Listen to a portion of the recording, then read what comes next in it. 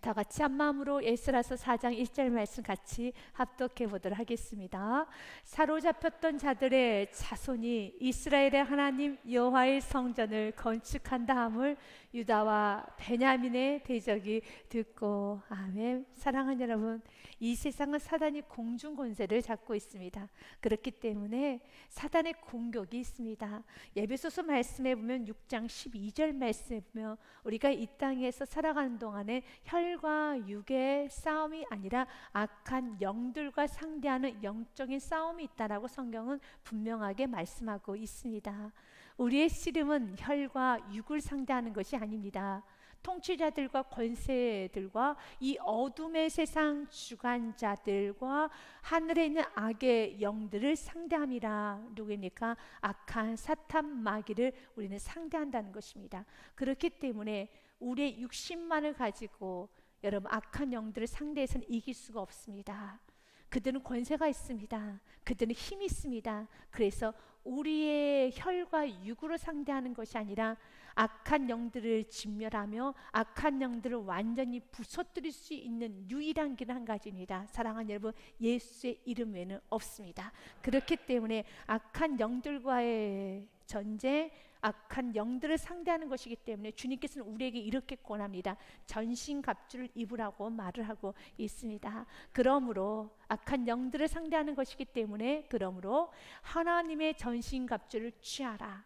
이는 악한 날에 너희가 능히 대적하고 모든 일을 행한 후에 서기 이함이니라. 아멘. 승리하기 원합니까? 전신갑주를 입으셔야 됩니다. 승리하기 원합니까? 여러분의 삶 가운데 전신갑주를 입으셔야 되는 겁니다. 또한 가정이 승리하기 원하며 여러분의 직장 또한 사업장 여러분이 가는 곳마다 승리의 깃발이 꽂아지기 원한다면 사랑하는 여러분, 전신갑주를 입히십시오. 구체적으로 14절부터 16절 말씀까지 제가 읽도록 하겠습니다. 그런즉 서서 진리로 너희 허리띠를 띠고 말씀으로 중심을 잡으십시오. 인생은 항상 말씀이란 진리의 기준이 있어야 되는 겁니다. 가정에 영적으로 승리하기 원한다면 가정을 말씀으로 중심을 잡으십시오. 서서 진리로 너희 허리띠를 띠고 의에, 나는 의인입니다. 나는 하나님의 자녀입니다. 나는 정죄받지 않습니다. 하나님은 나를 의롭다 했습니다. 나는 하나님의 자녀입니다. 의의 호신경을 붙이고 평안의 복음을 준비한 것을 신을 싣고 언제나 전도하고자 하는 여러분들의 마음이 있어야 되는 겁니다. 가정에서나 직장에서나 사업장에서나 어느 곳에서나 전도해야 됩니다. 나는 이분에게 예수 그리스도를 전해야 될 사명이 있습니다. 나는 이분에게 예수 그리스도의 빛을 드러내야 될 사명이 있습니다. 나의 생각, 나의 감정, 나의 계획을 드러내는 것이 아니라 나를 통하여서 예수 그리스도가 드러나야 됩니다. 나는 이 분명한 생각을 가지고 하루를 시작해야 되는 겁니다. 그래서 주님, 나의 삶의 행보 가는 그 길목에 예수 그리스도가 드러나기 원합니다. 평안의 복음이 준비한 것으로 신을 신고 모든 것 위에 믿음의 방패를 가지고 이로써 능히 악한 자의 모든 불화살을 소멸하고. 아멘. 악한 자들이 나에게 화살을 쏜다는 겁니다. 여러 가지 문제를 주고 압박을 합니다. 그리고 수치감을 줍니다. 정죄감을 줍니다. 실패감을 줍니다. 무능하다고 말합니다. 여러 가지 문제가 있을 때 그때 믿음으로 나는 하나님의 자녀입니다. 약속의 말씀, 하나님께서 일을 하나님이 이루십니다라고 믿음의 방패를 내세워야 된다는 겁니다. 오늘 말씀을 한다면 이들이 지금 악한 영들의 상대에서 지금 무너지고 말았습니다. 그래서 16년 동안 성전 재건을 멈춥니다. 멈추면 안 되는 거예요. 하나님께서 성전 재건을 시작하게 하신 분께서, 하나님께서 일을 시작하신 그분께서 하나님께서 맞추실 걸 믿습니다. 빌립보서 1장 말씀을 여러분들이 끊임없이 되새겨야 되는 겁니다. 너희 안에 착한 일을 시작하신 이가 그리스도 예수의 날까지 이루실 줄 우리는 확신하노라. 아멘. 여러분의 인생은 여러분이 이끄는 게 아닙니다. 내 안에 착한 일을 시작하신 이가 나에게 꿈을 주시고 나에게 비전을 주시고 나에게 기도 제목을 주신 그분께서 그 기도 제목을 이루실 분은 주님이십니다.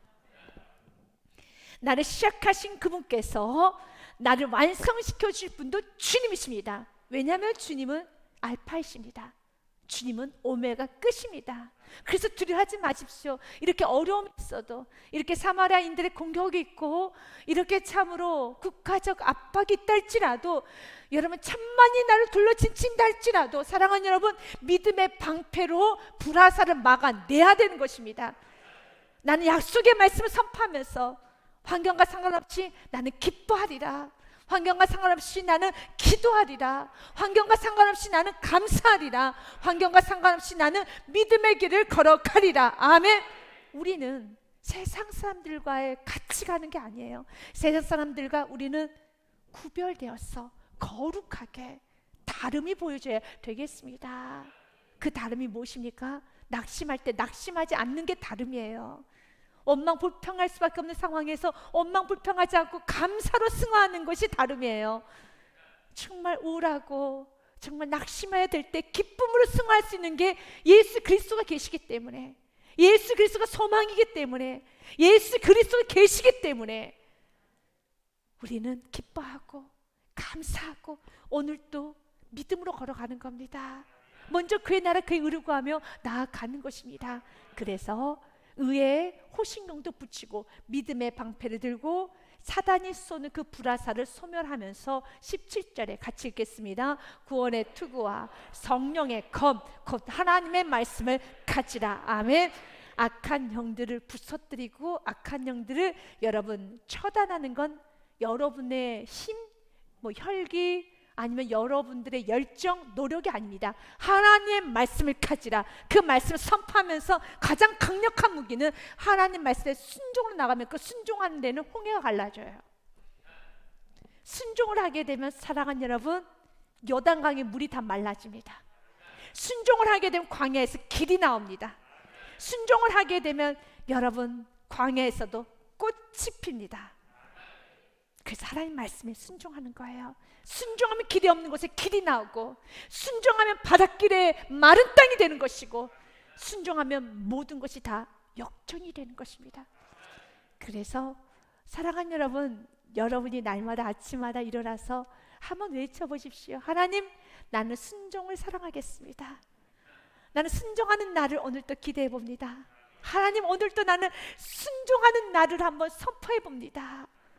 순종한 여러분을 날마다 이미징 하시고, 날마다 기대하시고, 날마다 좋아하시고 기뻐하십시오. 악한 영들의 싸움은 우리의 혈과 육으로 싸우는 것이 아니라 전신갑주를 입고 하나님 말씀의 검을 가지고 그 말씀에 순종하고 진리의 허리띠를 매며 의의 흉배를 붙이고 믿음의 방패를 딱 들고 여러분들이 나아가야 되겠습니다. 오늘 본문의 말씀에 보면은 여러분, 우리 이스라엘 백성들이 성전 재건을 해야 되는데 어려움이 오고 있습니다. 에스라서 1장부터 6장까지는 바벨론 포로에서 귀환한 귀한 자들의 명단과 함께 성전에 재건되어지는 과정에 관한 말씀이 내용이 기록되어 있습니다.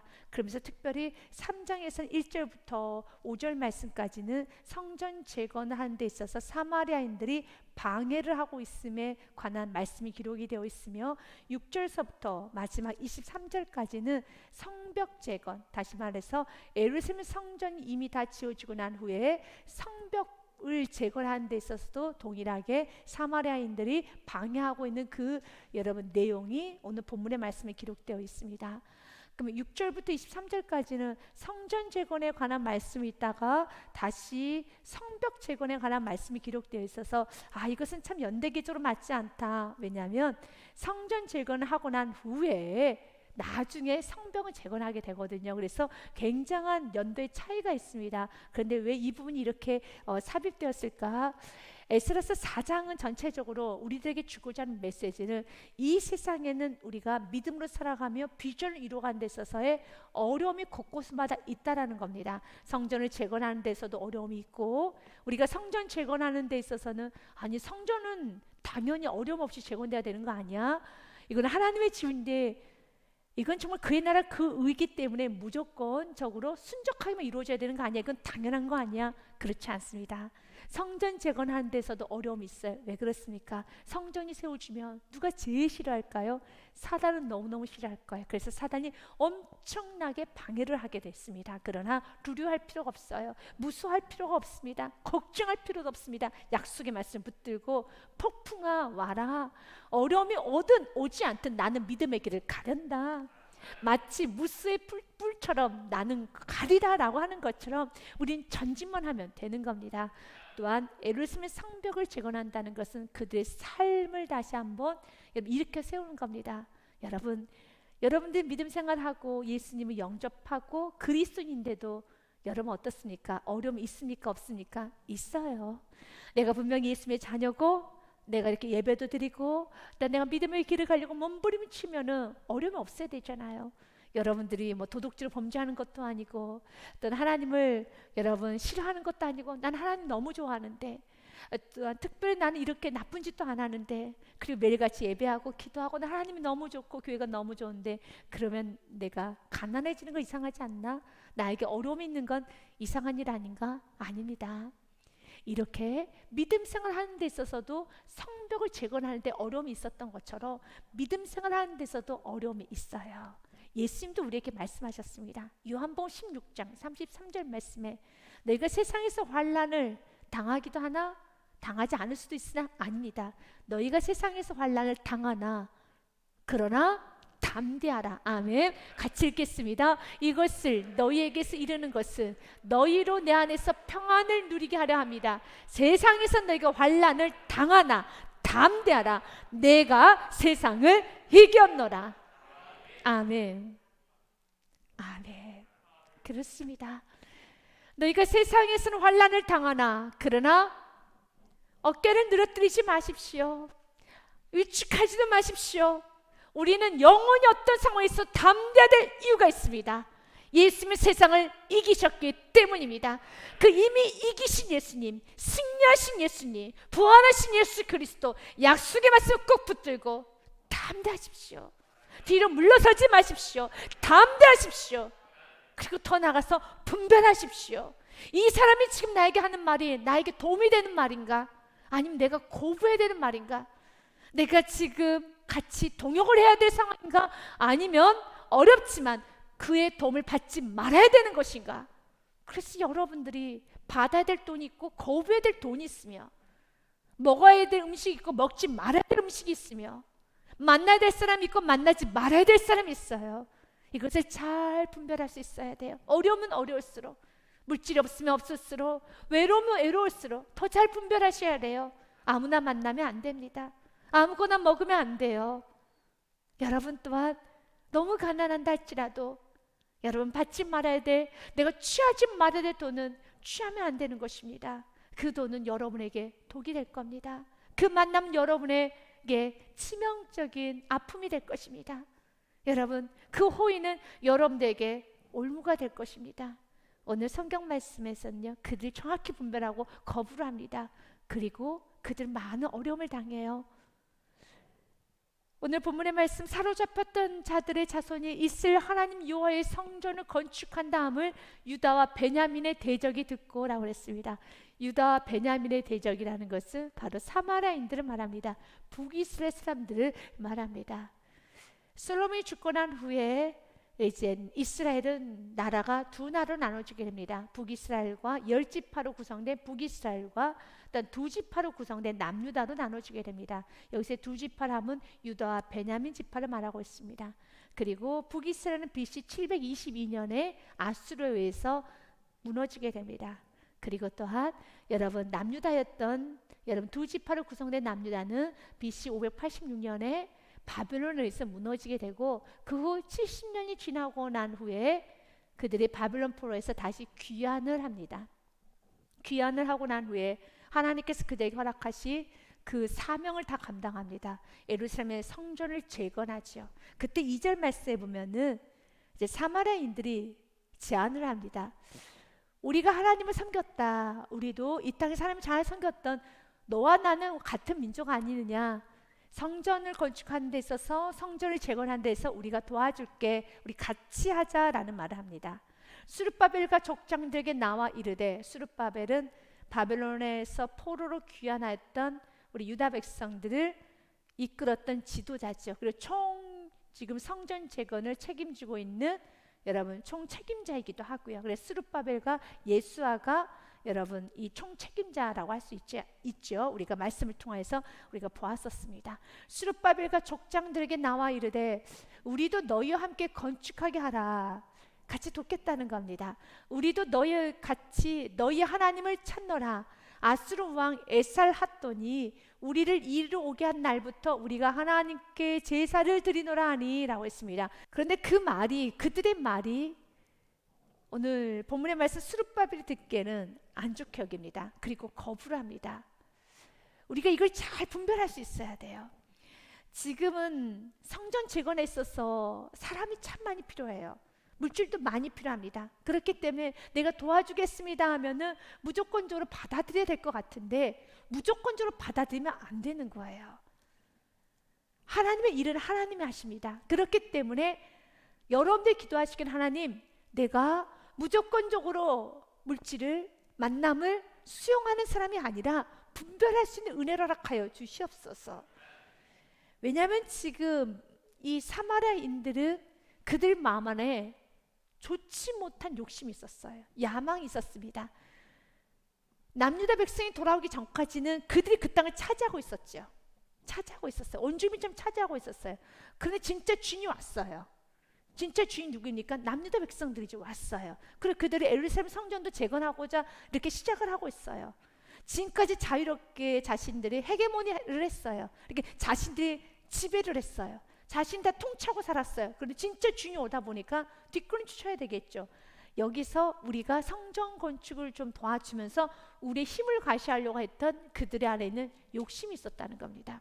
아주 쉽게 말을 하면은 마태복음 21장 말씀에도 이와 비슷한 사건이 있죠. 이것은 예수님께서 하신 비유의 말씀입니다.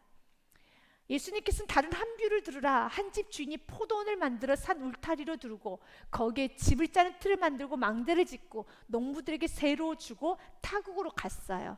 잠깐 이것을 너에게 맡길게 라고 농부들에게 세를 주고 타국으로 갔습니다. 이제 열매를 거둘 날이 되어서 다시 돌아와서 열매 좀 보자 라고 했더니 그 농부들이 열매를 주지 않고 오히려 주인이 보낸 종을 때려 죽입니다.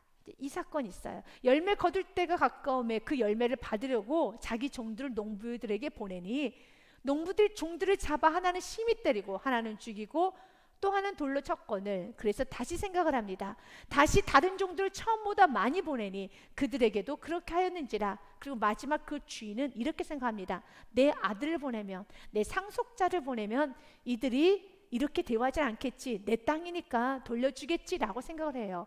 후에 자기 아들을 보내면 이르되 그들이 내 아들은 존대하리라 하였더니 그런데 반대 생각합니다. 저 사람이 상속자라면 저 사람만 죽이면 이 땅은 내 것이야. 내가 주인이야 생각을 하고 이렇게 생각을 합니다. 농부들이 그 아들을 보고 서로 말하되 이는 상속자니 오히려 죽이고 그의 유산을 우리가 차지하자 하고 이에 잡아 포도원 밖에 내쫓아 죽였느니라. 이 말씀은 여러분 하나님께서 이 땅의 주인이신데 하나님께서 이 땅에 아들을 보내주셨는데 그 아들을 죽였던 십자가의 사건을 이제 비유로 하신 말씀이죠. 오랫동안 인간은 여러분 종임에도 불구하고 오랫동안 주인 행사를 하게 되면 진짜 자신이 주인 줄 아는 착각을 합니다. 착각을 해요. 사랑하는 여러분, 언제나 우리가 구원받은 자라는 거, 내가 피조물이라는 거, 나의 주인은 하나님이시라는 걸 반드시 기억해야 돼요. 반드시 기억해야 되는 겁니다. 그래야 해서 잊어버리면 안 돼요. 하나님께서 우리에게 이 세상을 마음껏 다 사용하며 우리에게 자유를 주시죠. 오늘도 여러분이 선택해서 여러분 이 자리에 오신 줄 압니다. 그러나 내가 발걸음을 가지고 내가 선택한 것 같지만 모든 것은 하나님의 주권에 있습니다. 그래서 주님, 나의 입술을 당신께서 다스려 주시고 내 손을 다스려 주시고 내 발을 다스려 주시옵소서. 언제나 주인을 제대로 하는 정말 주인이 있음을 자녀를 여러분들이 키우죠. 여러분들이 자녀를 배 아파 낳지요. 또 여러분들 열심을 다해서 사업도 하셨죠. 그리고 열심으로 여러분 직장생활도 하셨죠. 그러나 참 주인이 계시지 않습니까? 사랑하는 여러분, 지금 사마리아 사람들은, 북이스라엘 사람들은 오랫동안 이스라엘 땅이 비어져 있음을 보고 그 땅에 본인들이 좀 차지하고 싶은 거예요. 본인이 그것을 좀 다스리고 싶은 겁니다. 지금까지 다스려 왔기 때문에 진짜 주인이 와도 자신 주인 행사를 좀 하고 싶었던 것이었습니다. 그래가지고 이제 우리 같이 건축하자, 내가 도와줄게 라고 말합니다. 그때 3절 말씀에 보면 스룹바벨과 예수아와 기타 이스라엘 족장들이 이르되 우리 하나님의 성전을 건축하는데 너희는 우리와 상관이 없느니라. 단호하게 끊을 때는 끊으셔야 됩니다. 여러분, 끌려다니지 마시고 하나님 주신 은혜대로 단호할 때는 단호해야 돼요. 그래야지 되는 겁니다. 그렇지 아니하면 여러분은 끌려다닐 수밖에 없습니다. 성경은 우리들에게 거짓 영을 조심하라는 말씀이 있어요. 지금 여러분들 잘 분별하셔서 여러분들이 행동하셔야 되고 결정을 하셔야 됩니다. 고린도후서 11장 14절부터 15절 말씀에 보면 이 거짓자들은 광명한 천사처럼 와서 여러분들 유혹한다는 겁니다. 이것은 이상한 일이 아니라 사탄도 자기를 광명의 천사로 가장하나니, 그래서 여러분들이, 하나님께서는 여러분을 지금 책망하고 계시는데 어떤 누군가 여러분을 위로해서 위로받으려고 그곳에 가지 마십시오. 그는 광명한 천사예요. 그의 속은 무엇이라고요? 사탄이에요. 그래서 여러분의 귀가 가려워서 세상을 쫓아가는 것이 아니라 여러분의 귀는 언제나 영의 말씀 제대로 들을 수 있는, 참으로 여러분 광명한 천사처럼 다가와도 그것을 분별할 수 있는 여러분들 안에 진리가 있어야 되는 겁니다. 진리가 분명해야 되는 겁니다. 15절 말씀에도 이렇게 되어 있습니다. 그러므로 사탄의 일꾼들도 자기를 의의 일꾼으로 가장하는 것이 또한 대단한 일은 아니니라. 그들의 마지막은 그 행위대로 되리라. 사탄 행위가 무엇입니까? 멸망으로 가게 되어 있죠. 그러나 그 사탄의 일꾼들도 자기를 의의 일꾼인 마냥, 그러면 사탄이 하는 일이 무엇입니까? 그래서 이런 분별할 때, 저 사람이 지금, 또한 저 모임이, 또한 이것은 하나님과 나 사이를 가로막는 일이라면, 예배를 드리는데 방해되는 거라면, 내가 신앙생활하면 하나님께 더 가까이 가고 하나님께 더 나아가며 하나님께 예배하는데 방해되는 모든 것들은 때로는 그것이 나에게 유혹이 되고 나를 위하는 것처럼, 피곤한데, 일단 지금 너가 어려운데, 지금 환경이 어쩔 수 없잖아 라고 광명한 천사처럼 위로를 해주고 여러분의 편의를 봐주고, 그런데 하나님은 여러분의 편의를 안 봐줘요. 지금은 믿음으로 살 때고, 지금 강하고 담대해야 될 때고, 지금 한 걸음 더 일어서서 나아가라 해야 되는데, 어떤 사람이 여러분을 위로하면서 괜찮아, 괜찮아 라고 한다면, 광명한 천사구나, 이것은 사탄의 일꾼이가를 아셔야 되는 겁니다.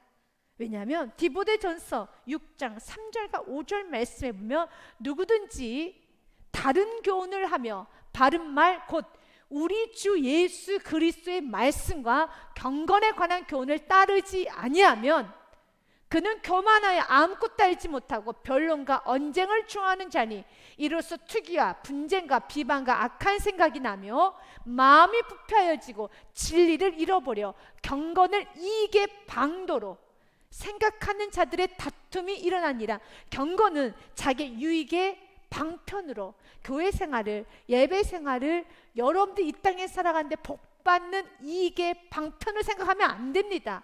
예배는, 하나님을 섬기는 것은 하나님의 자녀로서의 마땅한 행위라는 겁니다. 여러분들 이익이 없으니까 이제는 내가 손익을 계산해 봤더니 예배 드리는 것이 나에게 이익이 없고 지금은 기도하는 것이 이익이 없다 생각하는 것이 아니라, 그래서 손익을 계산하는 것이 아니라 예배는, 기도는, 충성은, 헌신은 마땅한 거예요. 이거는 마땅한 삶이라는 것입니다. 하나님은 이런 자를 경계하라고 말합니다. 또한 유다서 1장 17절과 19절 말씀에도 이렇게 되어 있어요. 사랑하는 자들아, 너희는 우리 주 예수 그리스도의 사도들이 미리 한 말을 기억하라. 무슨 말을 했느냐면 18절에 그들이 너희에게 말하기를 마지막 때에 자기의 경건하지 않은 정욕대로 행하며 육신이 가는 대로 마음이 가는 대로 행하며 조롱하는 자들이 있으리라 하였나니, 뭐 그렇게 신앙생활 할 필요 있나? 그렇게 좁은 길 누가 그렇게 살아? 지금은 어떤 시기인데 사랑하는 여러분, 지금 시기는 깨어 예배할 때입니다. 마지막 때가 가까운 시기입니다. 지금은 낮의 시기입니다. 단정행할 때입니다. 지금은 깨어 있어야 될 때입니다 라고 말을 하며, 이 사람들은 분열을 일으키는 자며 육에 속한 자며 성령이 없는 자라. 성령이 없습니다. 그래서 잘 분별하셔야 되는 겁니다. 지금 사마리아인들은 분열하고 있습니다. 사마리아인들은 자신의 정치적으로 또한 경제적으로 자신의 이권, 자신의 통치, 지금 남유다 백성들은 자신이 70년간 바벨론 생활을 하면서 다시 귀환하고 나서 오직 한 가지였습니다. 다시 예배를 회복시키리라. 무너진 성전을 수축하리라. 이곳을 성지화시키리라. 이곳을 다시 한번 봉시키리라. 다시 하나님께서 우리에게 주신 제사장 역할을 감당하리라 라고 이스라엘 백성들은, 남유다 백성들은 분명한 목적의식을 가지고 돌아왔어요. 이들은 성전 재건이 목적이 아니에요. 제사장 나라가 목적이 아닙니다. 하나님의 뜻이 목적이 아니었습니다. 그들의 목적은 자신의 이익이었고 이 땅의 삶이었으며 또 이 땅에서의 여러분 참으로 삶이었습니다. 사랑하는 여러분, 기억하십시오. 그래서 우리 주님께서 오늘 또 우리에게 말을 합니다. 요한 1서 4장 1절 말씀에도 이렇게 기록됐어요. 사랑하는 자들아, 영을 다 믿지 말고 오직 영들이 하나님께 속하였나 분별하라. 많은 거짓 선지자가 세상에서 나왔음이니라. 아멘. 분별하십시오. 이것이 옳은 것인가? 이것이 하나님께 가까이 가는 것인가? 이것이 하나님께 주신 비전을 이뤄가는 삶인가? 이것이 믿음의 길인가? 이것이 좁은 길인가? 분별하셔야 됩니다. 또한 마태복음 7장 15절 말씀에도 거짓 선지자들을 삼가라. 양의 옷을 입고 너희에게서 나오나 속에는 노략질하는 일이라. 노력한다는 거예요. 우리의 삶을 무너뜨린다는 것입니다. 그래서 그는 이렇게 말합니다. 우리가 이스라엘 여호와를 위하여 홀로 건축하리라. 아멘. 여러분, 때는 홀로 해야 될 때 홀로 해야 되는 겁니다. 좀 외로워도 홀로 할 때 홀로 하십시오. 이스라엘 하나님 여호와를 위하여 홀로 건축하리라. 사람들이 다 믿음의 길을 안 가도 여러분은 혼자라도 믿음의 길을 가십시오. 많은 사람들이 넓은 길을 간다 할지라도 나 혼자라도 가십시오. 참 은혜 말씀이죠. 이스라엘 하나님 여호와를 위하여 홀로 건축하리라. 아멘. 세상 사람들이 다 등을 져도 나는 믿음의 길을 가리라. 이 말을 들었던 사마리아인들은 마음 가운데 이제는 악의를 품기 시작합니다. 4절 말씀에 보면 이로부터 그 땅 백성이 유다 백성의 손을 약하게 하여 그 건축을 방해합니다. 그러면 어떻게 해야 되겠습니까? 이제 방해하면 어떻게 해야 됩니까? 어려움이 오지요. 이걸 고난이라고 하죠. 그러나 성경 말해요. 그 방해단도 하나님의, 여러분, 하나님의 계산 안에 있어요. 그렇기 때문에 두려워하지 마세요. 우리가 점검을 해야 되는 겁니다. 점검을 하십시오. 방해가 올 때, 어려움이 올 때 왜 내 삶에 어려움이 오나 분명히 점검을 하십시오. 그러나 그 방해단도 주님께 드리십시오. 방해로 인해서 멈추지는 마십시오. 왜냐하면 고린도전서 여러분 말씀 10장 13절 말씀에 보면은 사람이 감당할 시험 밖에는 너희가 당한 것이 없나니 오직 하나님은 미쁘사 너희가 감당하지 못할 시험 당함을 허락하지 아니하시고 시험 당할 쯤에 또한 피할 길을 내사 너희로 능히 감당하게 하시느니라. 아멘. 좀 쉬운 번역 성경으로 새 번역을 한 번 더 읽겠습니다. 우리 같이 읽겠습니다. 여러분은 사람이 흔히 겪는 시련밖에 다른 시련을 당한 적이 없습니다. 하나님은 신실하십니다. 여러분이 감당할 수 있는 능력 이상으로 시련을 겪는 것을 하나님은 허락하지 않으십니다. 하나님께서는 시련과 함께 그것을 벗어날 길도 마련해 주셔서 여러분이 그 시련을 견뎌낼 수 있게 주십니다. 아멘. 기억하십시오. 우리에게 말을 합니다. 하나님은 신실하셔서 여러분 참으로 사람이 흔히 겪는 시련밖에 다른 시련 당한 적이 없어요. 우리의 능력 이상으로 시련 겪는 것을 하나님 허락지 않으십니다.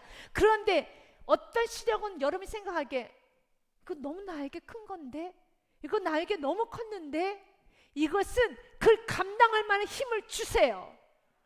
그 능력도 주십니다. 그리고 그 과정을 통해서 여러분들은 굉장한 믿음이 성장될 것입니다. 여러분들 참 많은 믿음의 열매를 맺게 될 것입니다. 굉장히 많이 능력을 받을 것이고 성숙해질 것입니다. 왜냐하면 고난은 유익이에요. 이것은 확고한 진리입니다. 그러나 고난이 진짜 유익이 되기 위해서는 이 고난 때 16년간 멈추면 도태되는 거예요. 멈추지 마시고 여러분 앞길이 막혔습니까? 옆에를 보십시오. 옆도 막혔습니까? 좌측을 보십시오. 좌도 막혔습니까? 뒤도 막혔습니까? 하늘의 문은 항상 열렸을 믿고 저 하늘을 바라보면서 나아가십시오. 나아가십시오.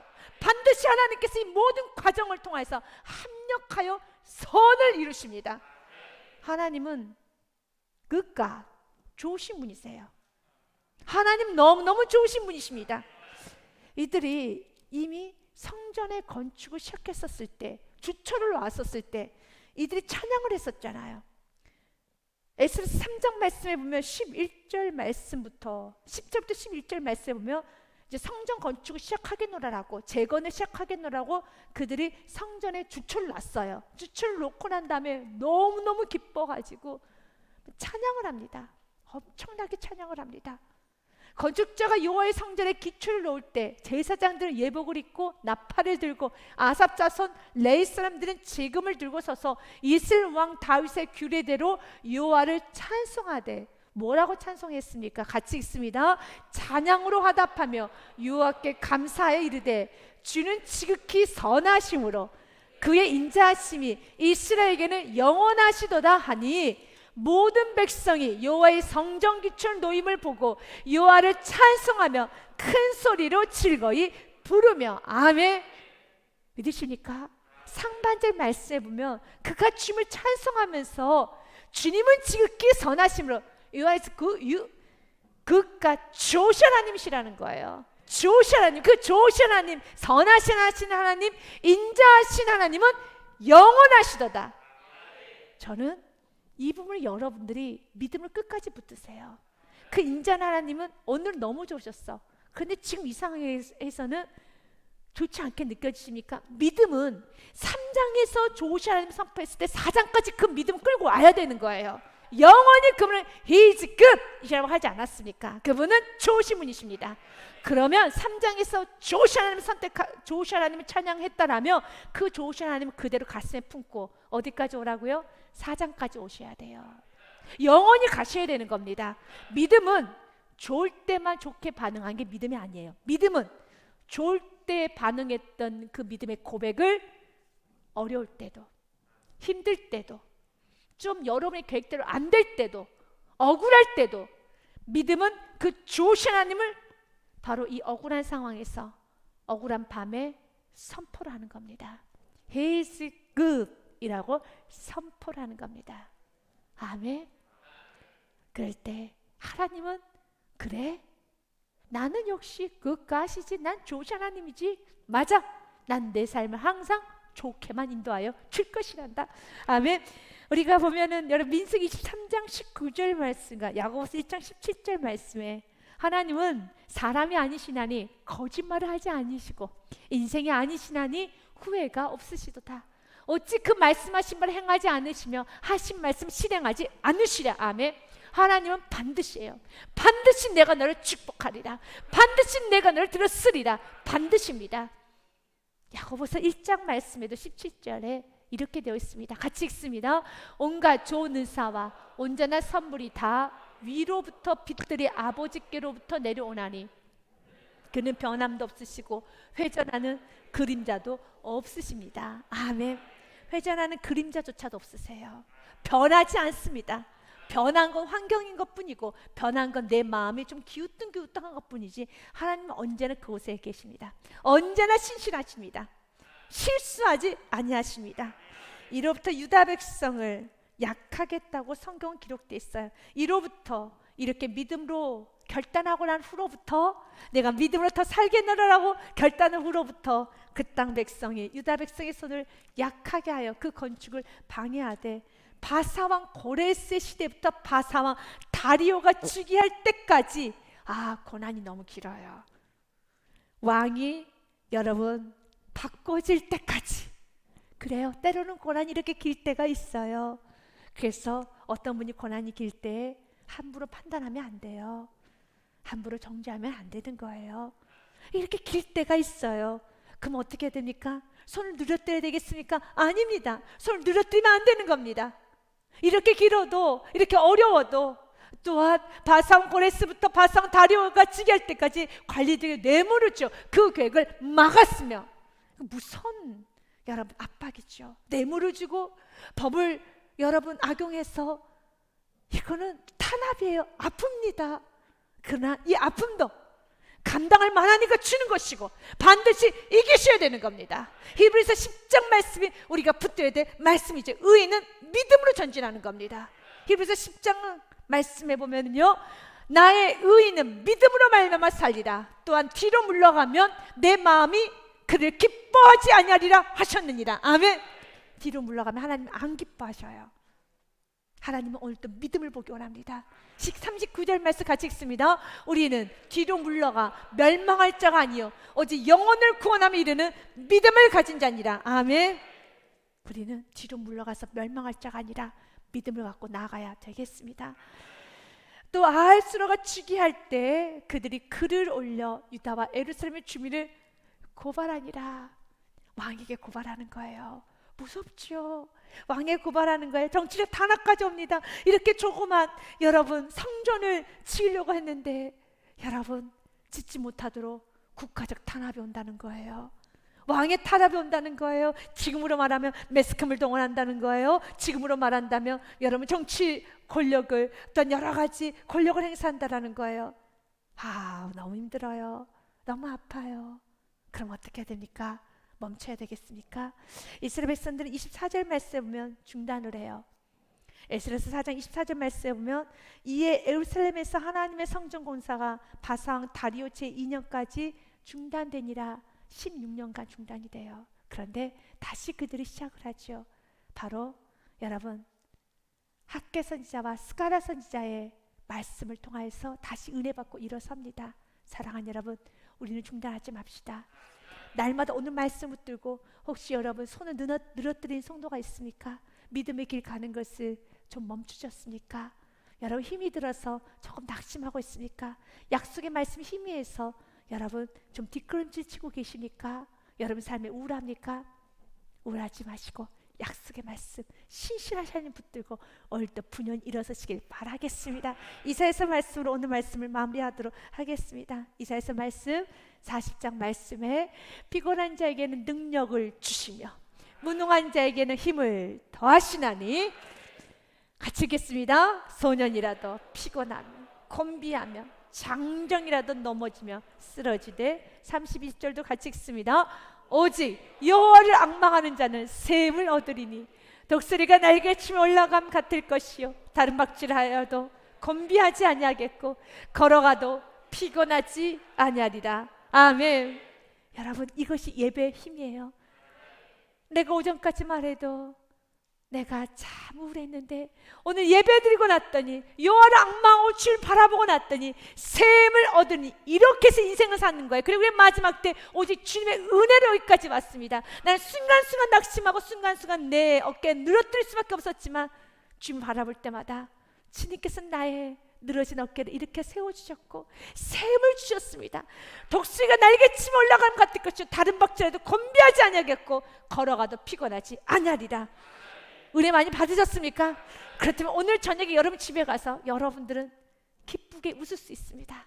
여러분 가정에서 환하게 가정을 바뀔 수 있습니다. 여러분 오늘 잠자리는 평안할 겁니다. 그래서 예배가 축복이에요.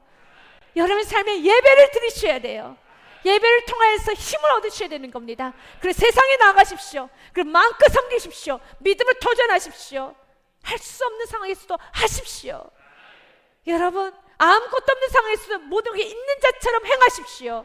가난한 자 같으나 부자처럼 행하십시오. 무명한 자 같으나 유명한 자처럼 행하시길 바라겠습니다. 우리 고린도후서 말씀까지 읽고 마치겠습니다. 6장 9절 말씀 10절까지 같이 읽습니다.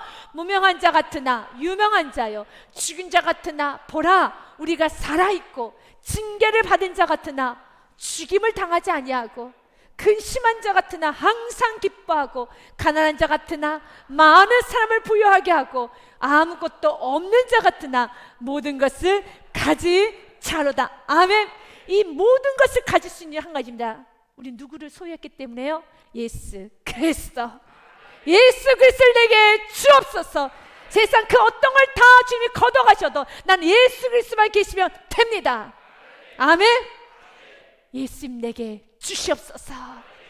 여러분의 삶의 날마다 이 은혜가 충만하시길 주님의 축복 드립니다.